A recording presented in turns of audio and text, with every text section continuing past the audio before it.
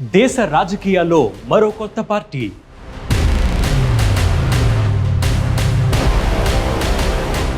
ఎన్నికల వ్యూహకర్తగా పలు పార్టీలను విజయ తీరాలకు చేర్చడంలో కీలక పాత్ర పోషించిన ప్రశాంత్ కిషోర్ రాజకీయాల్లో రీ ఎంట్రీకి సిద్ధమయ్యారు. ప్రశాంత్ కిషోర్ పెట్టబోయే పార్టీ గురించి ఈ వీడియోలో తెలుసుకుందాం.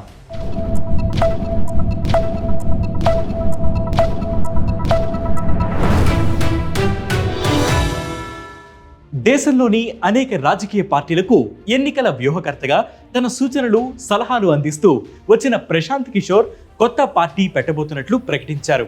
గతంలో జనసురాజ్ పేరుతో పాదయాత్రకు శ్రీకారం చుట్టిన ఈ పొలిటికల్ స్ట్రాటజిస్ట్ 2024 అక్టోబర్ 2న అదే పేరుతో పార్టీని స్థాపించనున్నారు. అంతేకాదు, వచ్చే ఏడాది బీహార్లో జరిగే అసెంబ్లీ ఎన్నికల్లో తన పార్టీ పోటీ చేస్తుందన్నారు. ప్రస్తుతం ఈ పార్టీకి 7 సభ్యులతో కూడిన సాధికార కమిటీ ఉంది. ఇక తను స్థాపించబోయే పార్టీకి తను కాకుండా ఒక దళితుడు నాయకత్వం వహిస్తారని ప్రశాంత్ కిషోర్ వెల్లడించారు. పార్టీకి 5,000 మందిని తీసుకురాగలిగిన సామర్థ్యం ఉన్న 25 మంది అభ్యర్థులు పార్టీ అధ్యక్ష పదవికి దరఖాస్తు చేసుకోవచ్చని సాధికార కమిటీ తుది నిర్ణయం తీసుకుని అధ్యక్షుడిని ప్రకటిస్తుందని ఆయన స్పష్టం చేశారు. General, OBC, EBC, SC, ST, Muslim సామాజిక వర్గాలు ఉన్నాయి.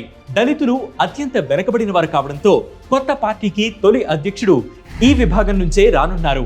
ఈ అధ్యక్షుడి పదవీ కాలం 1 సంవత్సరం ఉంటుంది. ఆ తర్వాత రొటేషన్ పద్ధతి ఉంటుంది. 5 ఏళ్ల ఎన్నికల వ్యవధిలో అన్ని వర్గాలకు ప్రాతినిధ్యం కల్పించాలనే ఆలోచనతోనే ఈ నిర్ణయం తీసుకుంటున్నట్లు వారు తెలిపారు. తమ పార్టీ కూడా కుల రాజకీయాలు చేస్తున్నప్పటికీ అందరికీ ప్రాతినిధ్యం కల్పించే విధానంలో ఉంటుందని ప్రశాంత్ కిషోర్ తెలిపారు. యాదవులు లాలూకి ఓటేస్తారని, కొయిరీలు, కుర్మీలు నితీష్ కు ఓటేస్తారనే కోణంలో మేం ఆలోచించడం లేదు. యాదవులు దాదాపు 15% ఉంటే ఫలితాలతో సంబంధం లేకుండా వారి జనాభా ప్రకారం అభ్యర్థులని పోటీలో ఉంచుతాం. రాష్ట్ర జనాభాలో దాదాపు 36% ఈబీసీలు ఉన్నందున వచ్చే ఏడాది జరిగే అసెంబ్లీ ఎన్నికల్లో దాదాపు 70 మంది అభ్యర్థులను ఆ వర్గం నుంచే పోటీకి దింపుతామనే నమ్మకంతో ఉండండి అని ఆయన అన్నారు. ప్రస్తుతం 10 లేదా 12వ తరగతి వరకు చదువుకున్న వారికి పార్టీ అధ్యక్ష పదవికి దరఖాస్తు చేసుకునే అవకాశం ఇస్తున్నట్లు వారు తెలిపారు. ఆర్జేడీ, జేడీయూ ప్రభుత్వాల వల్ల రాష్ట్రంలో ఎక్కువ శాతం నిరక్షరాస్యులే ఉన్నారని ఆరోపించారు. అందుకే తమ పార్టీ అధ్యక్ష పదవికి కనీస అర్హత 12వ తరగతికే పరిమితం చేస్తున్నామని ఆయన అన్నారు. ఒకప్పుడు బీహార్ రాజకీయాల్లో చక్రం తిప్పిన ప్రశాంత్ కిషోర్ ఇప్పుడు కొత్తగా పార్టీ పెట్టడంపై రాజకీయ వర్గాల్లో పెద్ద చర్చ జరుగుతోంది.